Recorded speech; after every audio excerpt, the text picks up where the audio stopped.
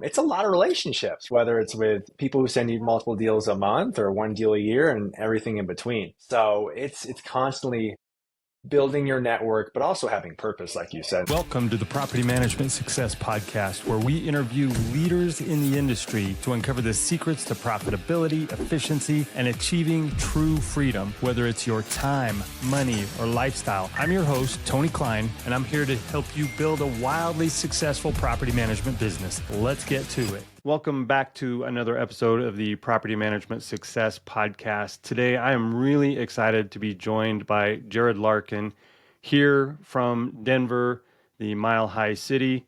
Jerad, welcome. Hey, Tony. Thanks for having me. Yeah, absolutely. I've been following your journey for many years, and I want to share with our audience a little bit about who you are and what you're all about, but I want to also spin not just what you're doing, but how you came to be sort of this icon in the marketplace. So I know they refer to you as the Mile High Title guy from Chicago Title, and we'll get into a little bit of how that came about, but just kind of share with folks your current role in what you're doing and what company you're with. Sure. Yeah. Thanks again for having me on. Yeah. Oh my goodness. So it's cool, right? This is kind of coming full circle because back in 2017, I found my way stumbling into the world of title insurance sales at Chicago Title. And I'll never forget it, man, because I remember there was another sales professional who was training me at the time, and I remember he was trying to advise me on what to do, how to meet people in real estate, how to get title orders. And I remember your name actually popped up, and I remember like calling on you within the first couple months and trying to meet up with you, having no idea what I was doing whatsoever. But that was kind of the objective. So it's funny to come full circle here and now fast forward almost 8 years. Yeah, I'm a sales rep for Chicago Title, which is we're all over Colorado, but we're also national with over 1,200 offices. Quite frankly, the truth is, right, is I always say this when it comes to the world of title insurance, right? If someone needs a title company for a real estate transaction, if they're buying a home, selling a home, investing, right? There's a financial aspect on the lending side as well for title insurance, but they're going to choose a company. And the world of title insurance, we're very regulated when it comes to pricing, and we have to provide great service. And unfortunately, I'll say this, but I think it's true for most people. They see it as a commoditized industry. And the truth is if Tony's happy at XYZ title company, why should he leave? He's happy. He's got a good closer who's closing his transactions. And really, my main role is to come along, I guess, and kind of disrupt those relationships. And I have to do that by providing some sort of value. So I stumbled into this world of title insurance, having no idea how it all worked, just kind of like we all do in the world of, I guess, sales and figuring out businesses, we just kind of fail forward and try things. My background's in marketing. I used to run a boutique marketing company. We did video production, social media, stuff like that. And that's the world that I've always loved living and breathing in. And I apply my background and ever-changing knowledge in the marketing space to help real estate professionals grow their business. The goal is to help them with their business. And yeah, let's not jump too far ahead because I want to tie this together. Got So questions. People that are listening to a property management podcast, they're thinking, okay, what does title insurance have to do with property management? Because we're not going through those transactions. But the reason I really wanted to connect with you and bring you back on, I actually remember that I think I even came to the office at one point after you were really nice. You're really kind. You hooked me, and we were talking about all of these different marketing ways that we could stand out in the marketplace. But I want to tie this back. So you mentioned that title insurance is viewed as almost a commoditized service. And I think in the property management space, a lot of the consumers kind of see property managers in that same light. Now, yeah, there's a thousand different ways to run a property management business, but until you have created some unique characteristics about your company, some unique problem that you solve, some unique messaging that you send out, we are all the same to them. And if we're all the same, they're going to determine who they use based on price. How do I get the most service for the lowest price, as opposed to I'm just going to look for somebody that actually is the right fit for me. And so I think there's some similarities between your business and your industry and the property management space. Now, luckily, we aren't regulated by price. We can charge whatever we want. And so there's a lot of different ways to, what I say, stack the nickels to make a dollar Yeah. in the property Yeah. management space. But it's very similar. Let's talk about that journey and how you applied your background, your marketing expertise, because I think it's super fascinating how I I was really dialed in with my title company when you and I connected, and there was Yeah. no reason for me to switch. I mean, it's kind of one of those things, right? It's just it's paperwork, right, for us Yes. as agents, and so everything's going smooth. Why screw that up? Why switch? And I think it's similar to people who either have a current property manager or they're looking for one. Like, what makes us stand out in the marketplace? So take us on that journey of where this kind of clicked for you on how to apply some of your Sure. background and your skills into turning heads and getting people to pay attention. Yeah. So getting into the world of title insurance sales and then of course versus property management, I agree with you. We can be seen somewhat commoditized. So for me personally, when I jumped into title insurance, I knew nobody. I didn't, I'm not from Colorado. I'm a transplant. The title insurance industry also is a very, very high volume business. I always share this example, for you as a salesperson to really be kind of top of your game, successful in it. I mean, you need to be personally closing over 100 transactions a month. I mean, it's very, very high volume. So for me getting into this business and bright-eyed, bushy-tailed, like, let's go, having no idea what this path was, it's a lot of relationships, whether it's with people who send you multiple deals a month or one deal a year and everything in between. So it's constantly building your network, but also having purpose, like you said. And for me, it was the marketing thing. So starting out, the core focus that I had was, hey, I'm going to help people in the real estate space, specifically real estate agents, mortgage lenders, with their marketing when it comes to video. This was 2017. Video was around, people were doing it, but not nearly as prevalent as it is now here in 2025. It was such a leg up, in my opinion, to be able to leverage video for your business in terms of just an exposure standpoint, a marketing standpoint, so many things. So I started teaching video classes. Guess what? Nobody showed up to them. So I realized Nobody wants to be on video, right? And no, I I realized always that people hear, didn't want to be on video. To answer your question on like what was that process, it's an ever evolving process. I would just throw things at the wall and saw what stick. I tried things. And I was just like, you know what? I had a very simple mindset. It was either I'm going to make it in this business and just try things and I might embarrass myself along the way, or I'm just going to get fired. So it's like worst case scenario, I'll get fired and I'll just go start a marketing company.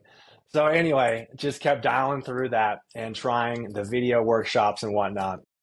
And that led into other things, though. I started collaborating in different mastermind groups with other people in the marketing space. Specifically, there was one guy, a huge shout out to Cameron. He was doing Facebook ads for real estate before it was even cool. And I just started learning from these different individuals that were sharing their knowledge and teaching classes. I would have them come speak and stuff. And then I realized there was so much more.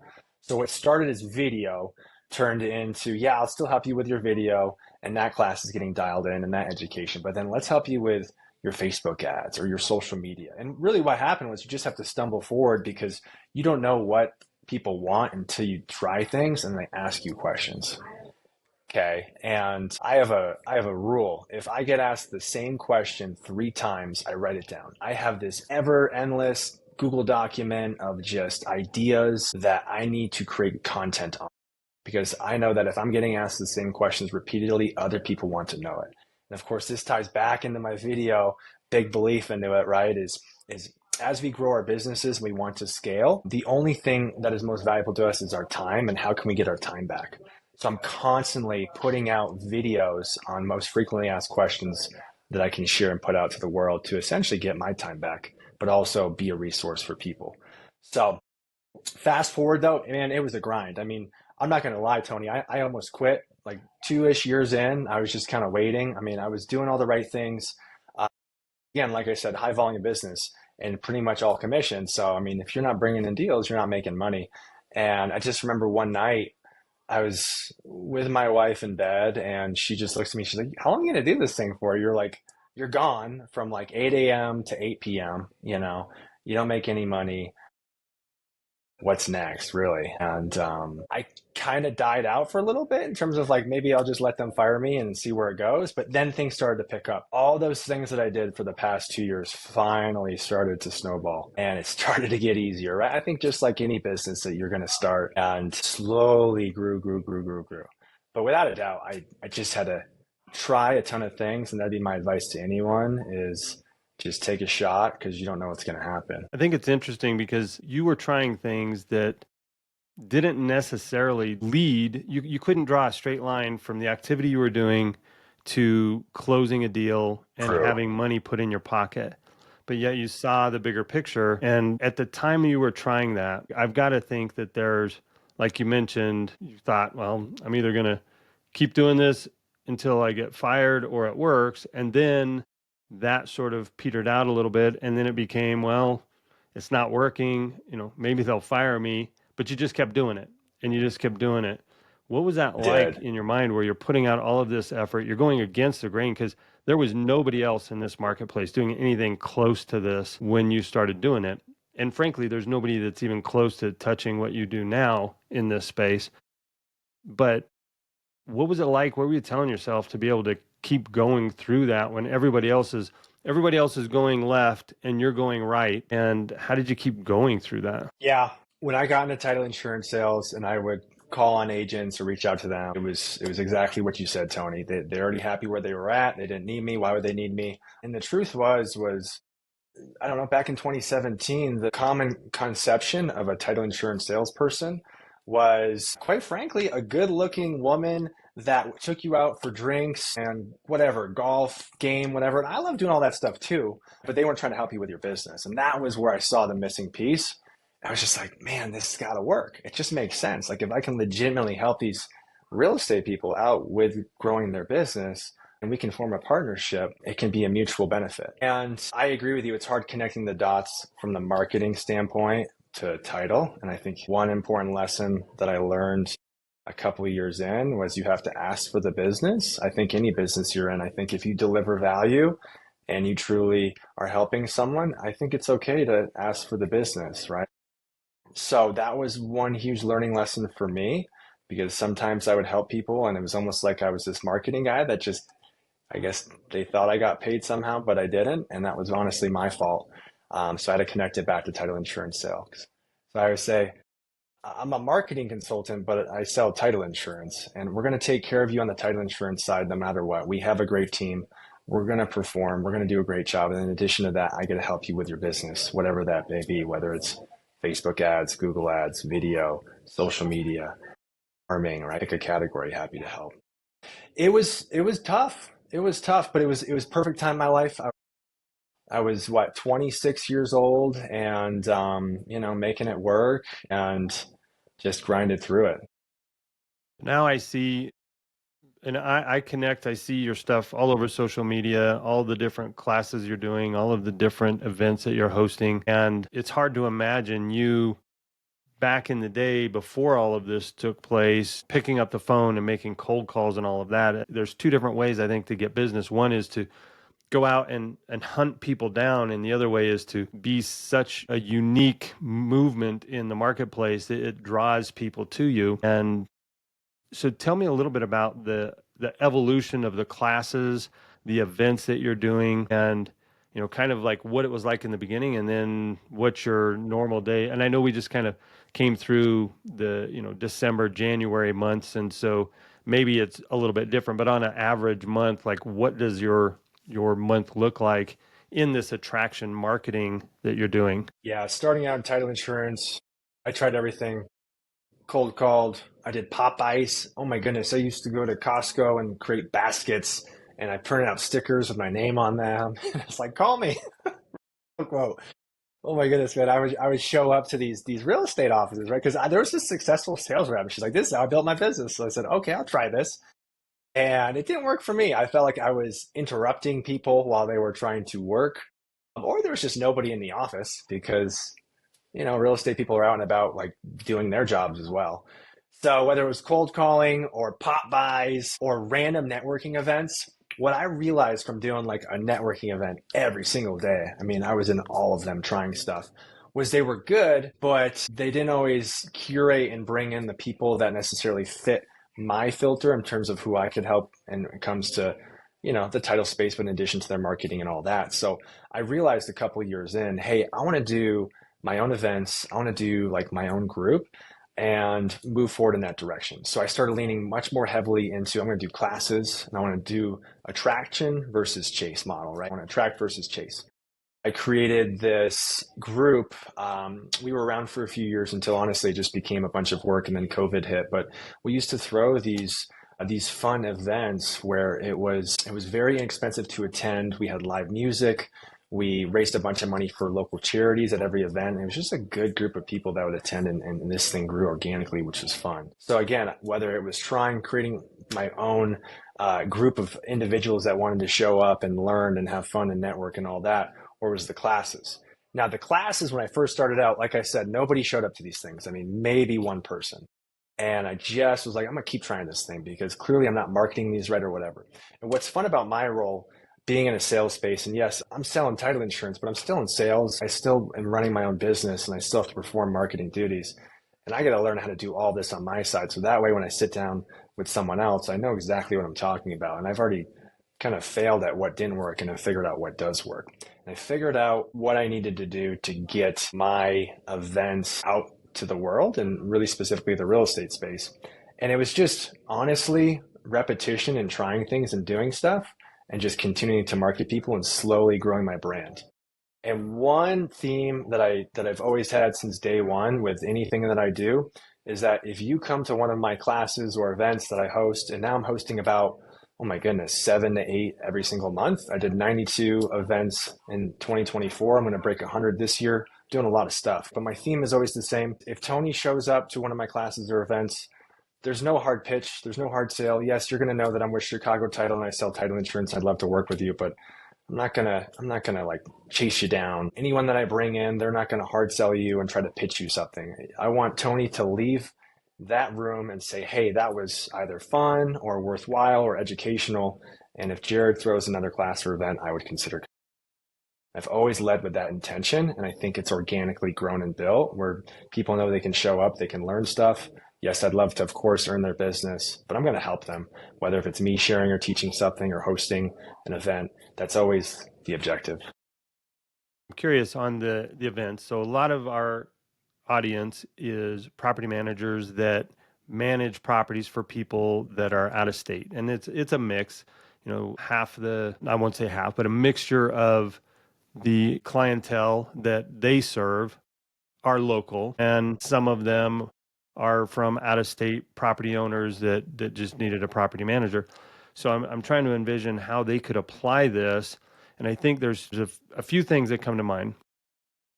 It's not necessarily about attending the party versus being invited to the party. Sometimes it's as exciting to be invited as it is to attend. And you build that same momentum because if you didn't attend, you don't know how many people did attend. So if you throw your first event and 3 people show up, but you marketed it and made it look like it's a really special event, everybody that couldn't come, that lived out of state or just had other obligations, they don't know who came. So Fact. you can still share that information, share the concepts that went out. You can do some post event marketing around that. So I want to go down 2 paths, and you pick which one you want to do first. But the first one is how do we normalize inviting 20 people and 3 showing up, or inviting 120 showing up and feeling okay with that?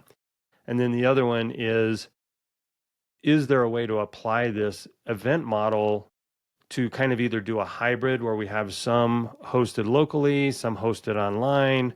Are we repurposing where we're recording? I wanted to see if there's a Yep. way to kind of connect the dots for people that are interested in doing this attraction marketing, becoming an authority in the marketplace, but haven't really figured out a path to take for that yet.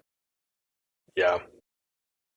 It's so funny that you mentioned filming an event. I used to do that. I'd have like 2 people show up to one of my classes and I'd like get the right angles and film a little video and make it look like it was a big thing and blow it up. I think a lot of us, it comes back to that whole fake it till you make it thing. And it's like putting the cart before the horse, right? That catch 22. It's like you know you can do it. You just need people to trust you to do it, and you just need to make it look huge. And then it becomes huge, and what you visualize will expand.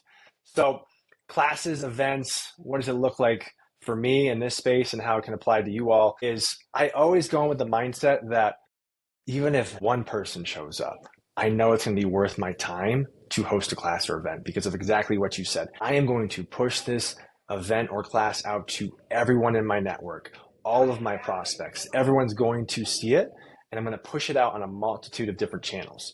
So first things first, I'm a big believer. Marketing background is we all live and breathe on different channels. So what I mean by that is some people might actually, I don't know about you, I personally love direct mail. I like to receive the mailers and read them, just I guess because of the real estate space. But I know like my wife, if she gets the mail that day, everything's going to go in the trash. So if you're trying to reach me on something on the day when my wife opens the mail, I'm not going to get that mailer.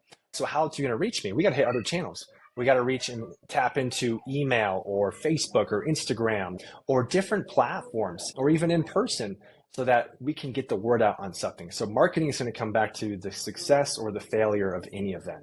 Okay. But I know that even if nobody shows up to it, I still marketed the heck out of it. And it was another touch point to stay in front of my clients as well as my prospects and people that I want to grow my business with.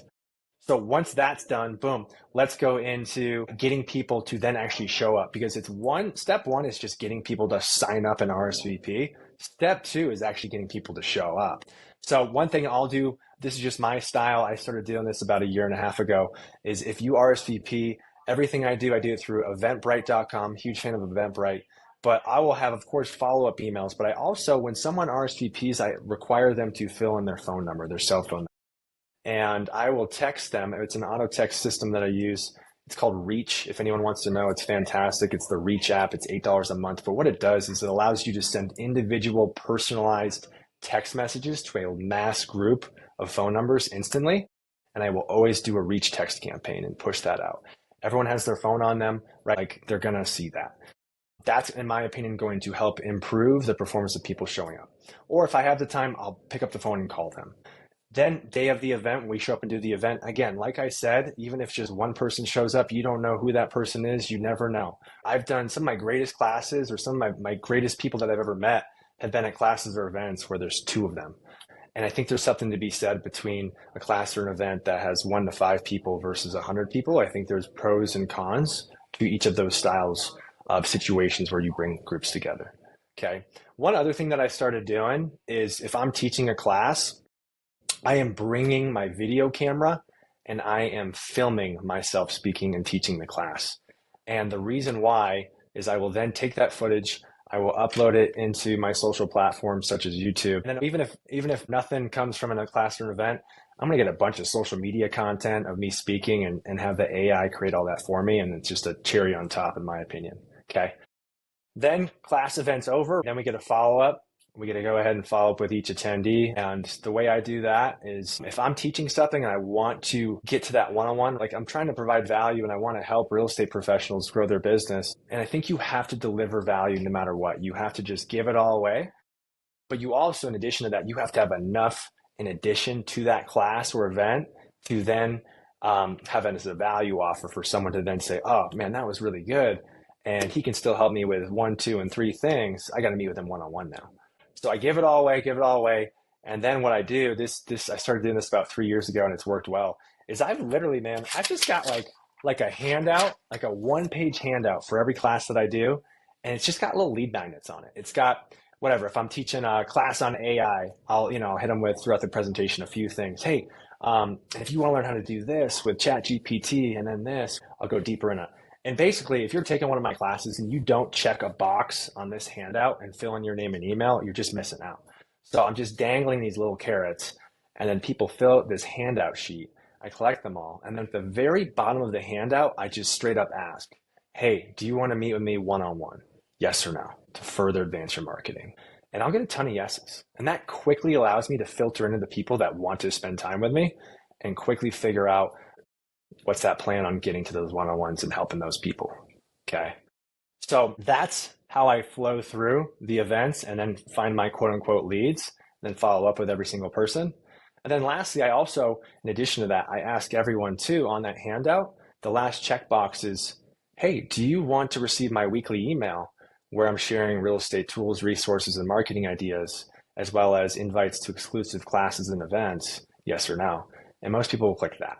So then I even know, hey, maybe Tony's not ready to meet me one on one, but he had a great class and he wants to be on the email list. That's fine. We'll throw him on the email list. We'll keep him in the drip. And maybe one day he'll come back around and there'll be an opportunity down the road. Okay. So it's all like there's so many different angles you can tap into, in my opinion, with doing these things where it's just slowly going to grow. But the truth is, it doesn't happen overnight, and it is consistently doing it and growing it and improving it to finally get, I guess, that snowball going, you know?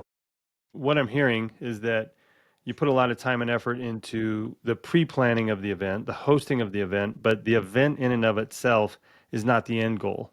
The event is just to move them from the top of the funnel to middle of the funnel, just to warm that lead up a little bit. So it's really important not just to say, I hosted an event, and I'm just using silly numbers here, but I hosted an event. I invited 10 people, 3 people showed up, and one said that they would follow up, but I called them once, asked them to return my call, and they ghosted me, which I don't know if ghosting after one call is really ghosting, but they get depressed, like, oh, this doesn't work.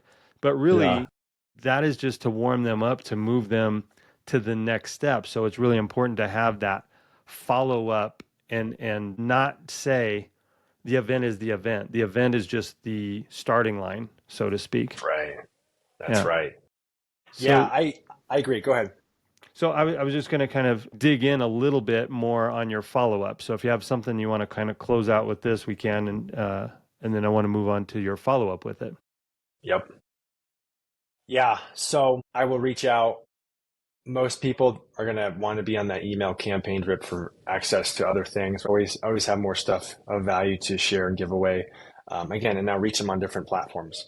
But then in addition to that, I'm also going to be retargeting these people. I'm going to be running advertisements. I'm going to be running Meta ads, and Meta owns Facebook and Instagram.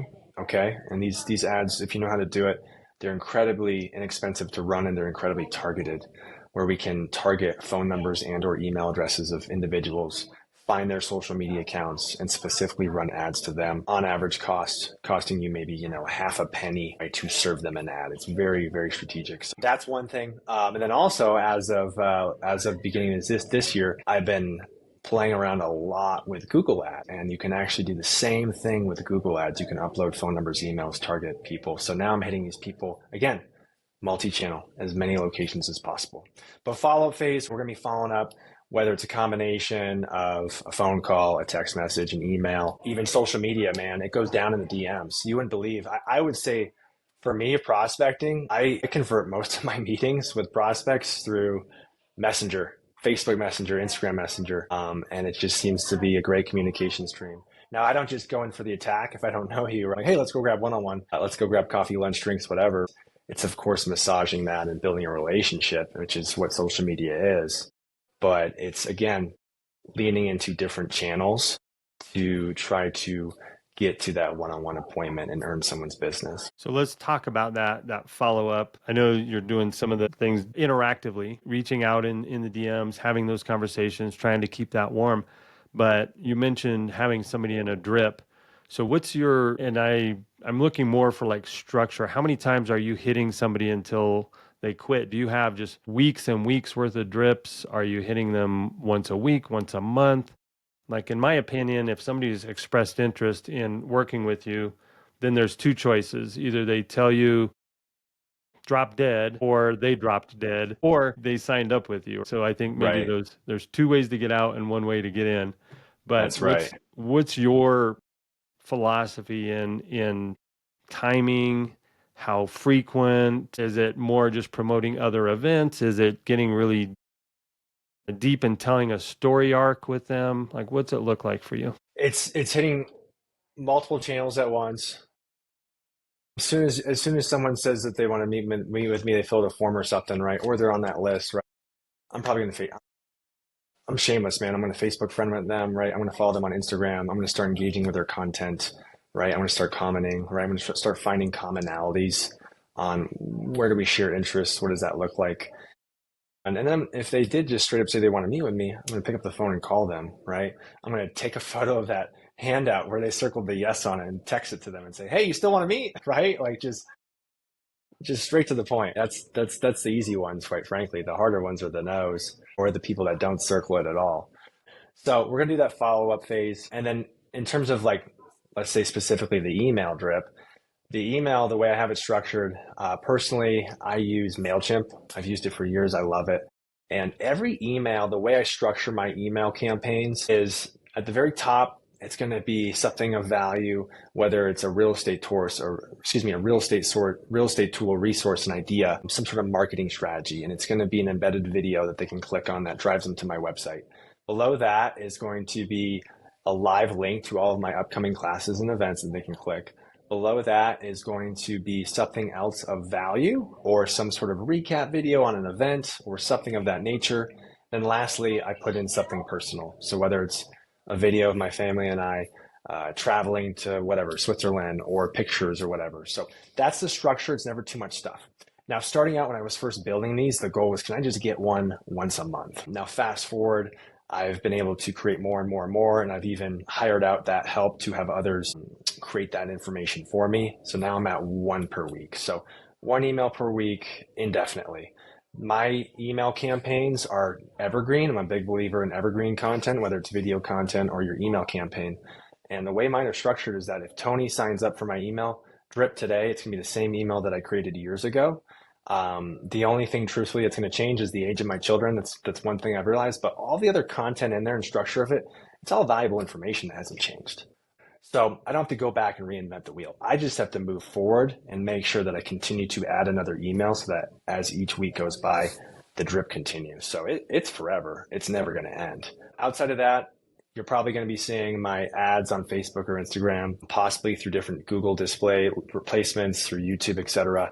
And then you're going to keep getting invited to other classes and events. So we're trying to hit as many channels as we can. Are you hosting any of these events? I know we do a lot of them live. I've seen a lot of your live courses and presentations. Are you doing any of these where you're inviting people to just a big Zoom or something like that? Or do you see a drop off in attendance, a drop off in response? I'm just curious to what you think about having online events. Last one pandemic days, I know that was big. I will do them occasionally if someone asks me to, but I've got a pretty hard and fast rule where for me personally, my audience, again, if I were to niche into it, it's real estate agents, it's real estate agents that are doing business, it's real estate agents that have listings. Those are the majority of my clients. I need to be in front of them. I need to be face to face with them. They're here in my market. They're here not too far away from me. And my opinion is they need to show up if they want to learn this stuff. And in my opinion, you're just going to build that connection faster, that rapport faster when you're in the room with someone.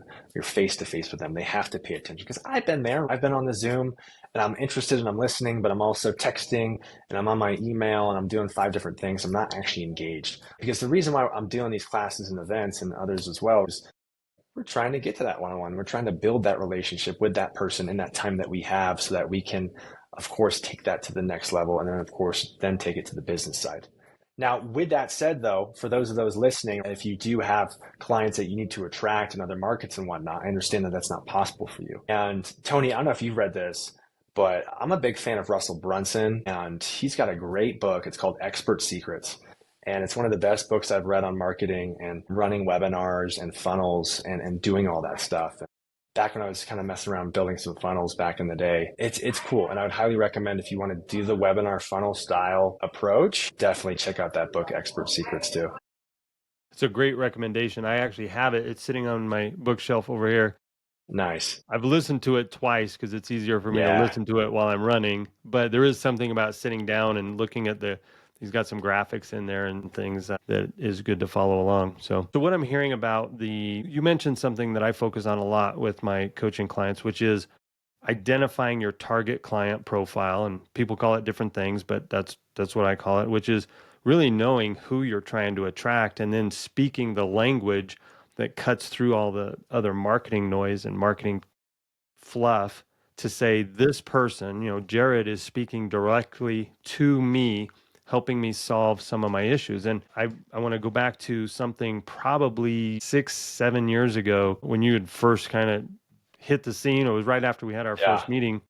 Yeah. I was doing a lot of that direct mail. We were hitting a lot of direct mail to out of state owners, but that owned investment properties in the state of Colorado, specifically in the market I wanted to serve in downtown Denver. And we were speaking directly to their pain points about what it was like to have a property in downtown Denver, because it's different than owning a property in the suburbs, and what Mhm. the pain points were directly. And I remember sitting down with you and you helping me figure out specifically like how to capture their email addresses, how to actually get a Google photo. Because if we did do it out in the suburbs, get a Google photo of their home, that connected directly with them, that cut through the marketing noise. So, what I'm hearing you say, one of the takeaways from this portion of our chat here is really know your target client profile and then speak directly to them. And it's okay if other people that don't match that profile don't identify with your content. It doesn't provide value. They show up, they say, I'm not interested in meeting one on one. That's okay, because it saved you time. You've filtered out Yes. the people you don't want to work with and drew the people you do want to work with closer to you by providing that valuable content that speaks to them. Yeah, that's great. Yeah, and I agree. And another point on that is when you do this, and very much it's again other books that this applies to. It's the go-giver concept. It's ninja selling. It's the mindset of I'm going to give all, and of course I'd love to get business out of it, but I don't expect business out of it. And there's always going to be people, like you said, who are going to take everything and run with it. And that's, you just have to have, I know it's a hard mindset to have, but you just have to have that mindset and accept that that's okay.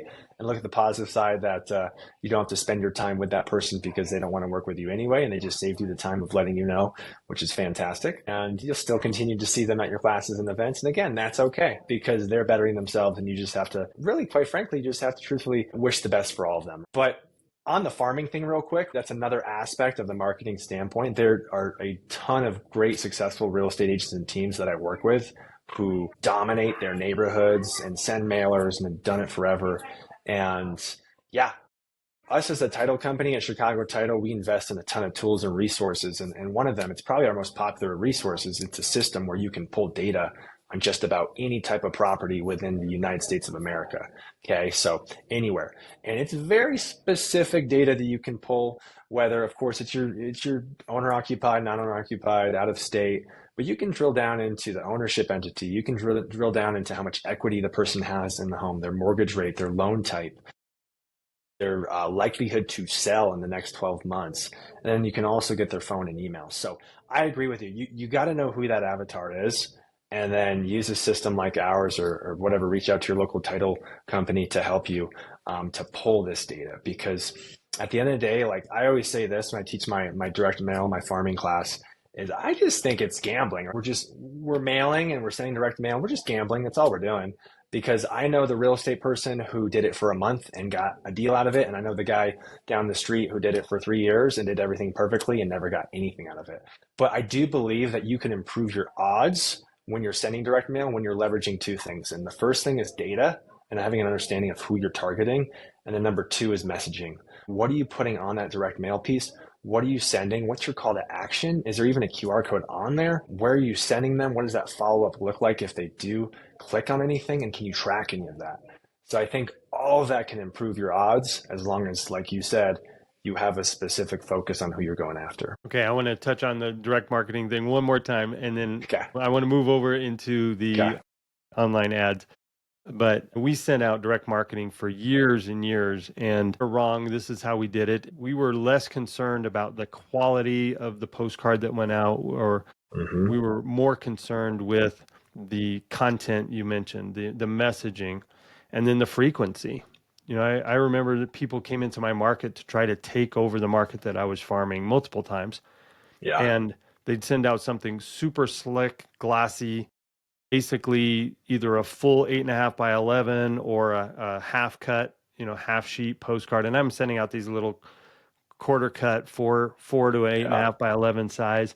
But we were consistent. We sent it out every 21 days. They got something from me. And the reason I did it 21 days was I wanted it to hit at different times of the month, because our Smart. property managers, if I'm a landlord, my tenant either paid rent on the first or they didn't. So if they paid rent on the first, they don't need me. But if they didn't, it might be the first I hit them, then I hit them on the first, and then, I'm hitting them a little bit later that next month. And so it was just getting that cycle. Whether 21 days was just something that I decided was the right number for me or not, it was more about that follow up and consistency. You can't do any of this stuff once and expect that you're going to get something from it. Agreed. Yeah. Okay. Yeah. I'm super interested in the retargeting ads, and if we can talk a little bit about what that is, just so everybody has that same foundation. And Yes. then I know some people that have tried this, and it's a little bit like there's a lot of snake oil salesmen out there that will tell you they Yeah. can deliver. And so there's a lot of great people out there that can actually deliver. So how do you go about, do you do it yourself? Do you learn is it simple to do and track these things? Like, how would somebody get started? Because there is a lot of interest in our market for being able to do these online ads. Targeted custom audience, meta ads, and or Google ads are, in my opinion, the cheapest form of marketing out there, period. I mean, they're so cheap and they're so darn targeted. The question is, you got to ask yourself, do I want to hire a company to do this, or do I want to do it myself? And unfortunately, neither option is easy because you don't really know if you can really trust that company. And exactly what you said, Tony, I've heard over and over again of individuals dropping one, two, three, four, five, six, $7,000 and getting all these false promises from this marketing company.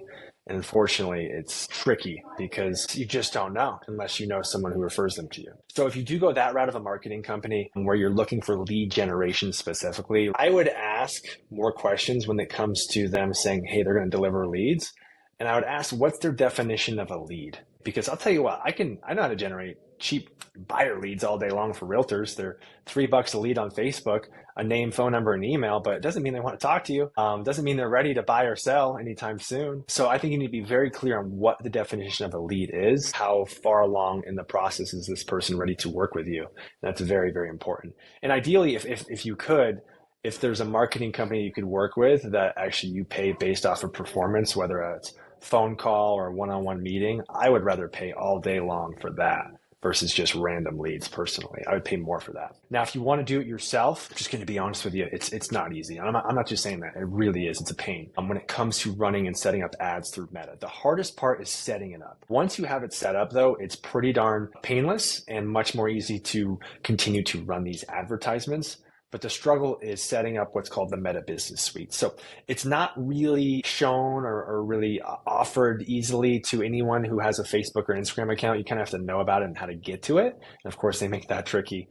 But basically, through Facebook.com, which is owned by Meta, you can actually click into there's a menu button and you can click on your ads manager or even your Meta Business Suite option. And when you go back there, what this is essentially a layout of different things. First of all, it might, depending on what screen you're looking at, you can see analytics on maybe your post that have posted to your Facebook or Instagram account. But more specifically, when you tap into what's called the ads manager, where we set up and run these ads, you can now do some really, really cool things.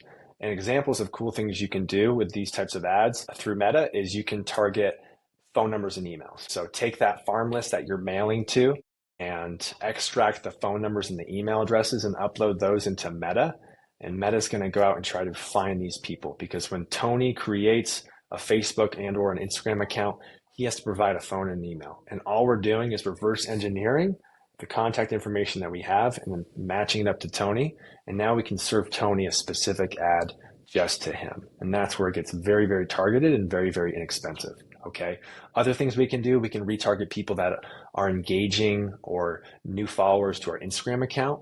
We can retarget people who like or follow our Facebook business page. There's things you can do more advanced. You can set up pixels on your website and do pixel retargeting. There's tons of stuff. It goes deep. But for the person that wants to do this, I without a doubt believe that you should do this. I truly believe if you are in a sales position where you rely on repeat referral business, or you own a business where you rely on repeat referral business, you should run Meta ads because they're targeted and they're cheap. Okay.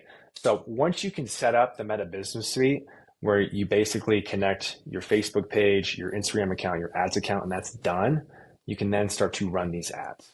All right. And one thing that I think a lot of us get caught up when we throw around the word ads and advertising is there's two pathways when it comes to running advertisements. Path A, which I think most of us think of, is let's run ads and let's generate leads, which yes is very valuable if you do it properly.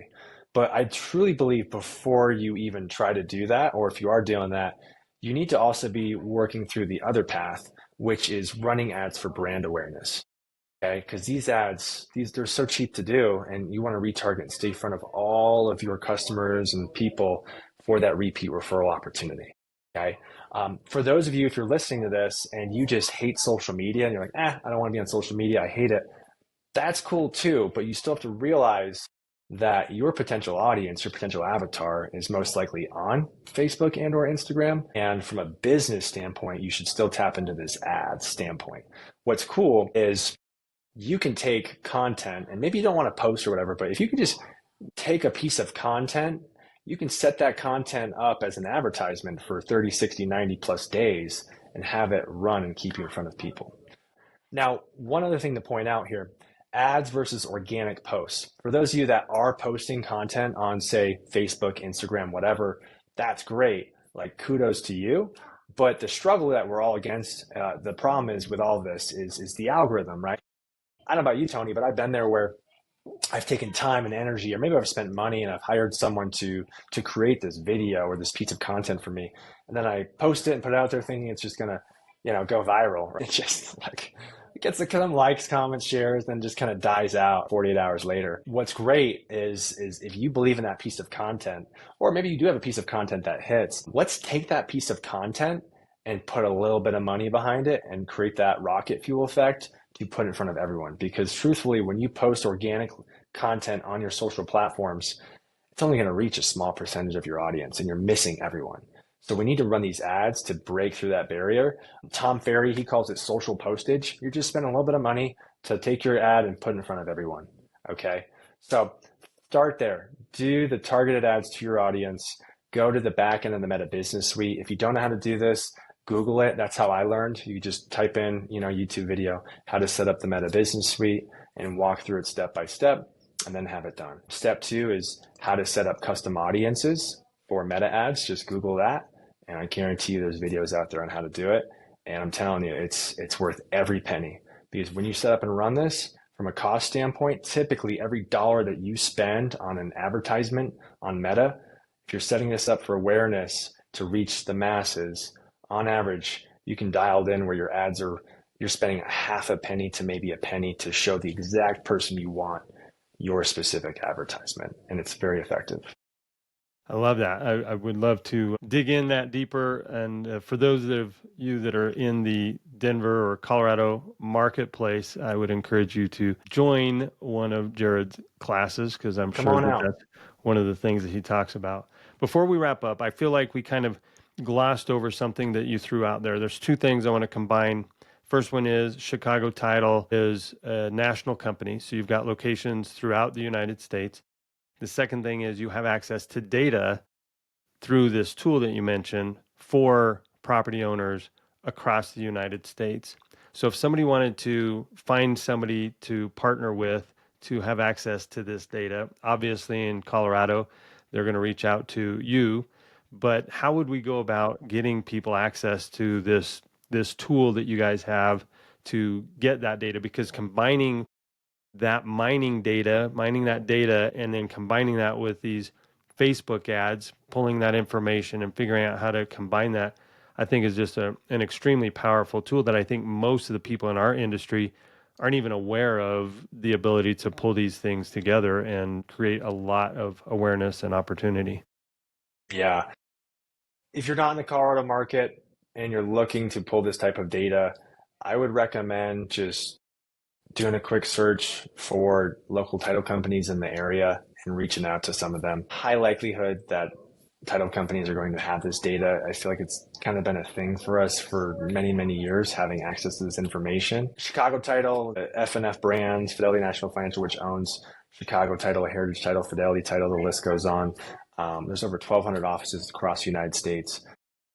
Reach out to one of the title brands in your market and see if you can get set up and access to this data, because It's very valuable, like you said, when you know how to use it. Perfect. Well, Jerad, I'm going to, if you'd like, people who are real estate agents in the Colorado market, if they're looking, I'd love to provide your links in the show notes. But if there's anything else you want to share, I'll kind of give you the last word as we wrap up here. I appreciate you. I mean, we just scratched the surface on the stuff that you and I, that I know that you know, and I wish we did have, a 4 hour or a half a day class where we could put people in front of you, because even at that is barely diving below the surface, and you have so much to offer. If somebody wants to partner with you here in Colorado for their title needs, how would they get a hold of you? Sure. Probably most memorable option, just Google search Mile High Title Guy, www.milehighhtitleguy.com, or find me on Instagram, Mile High Title Guy. Jerad Larkin, Chicago Title. If you do have a transaction, whether it's, if you're a mortgage professional listening or a real estate professional, and there's an opportunity to work with a title company, Chicago Title, we'd love to put our hat in the ring there and support you. So please reach out to me, whether you need a title quote or an owner encumbrance report or really anything. I'd love to support you. And Tony, thank you so much for having me on today. Really appreciate it. Absolutely. Great seeing you, and look forward to seeing you again real soon. All right, take care. Thanks for tuning in to the Property Management Success Podcast. We'll be back with another value-packed episode to help you level up your property management game. If you've got something valuable out of today's episode, please share it with a friend or colleague, and don't forget to subscribe and leave a review so you never miss out on future insights and strategies and tactics. Until next time, here's to your success.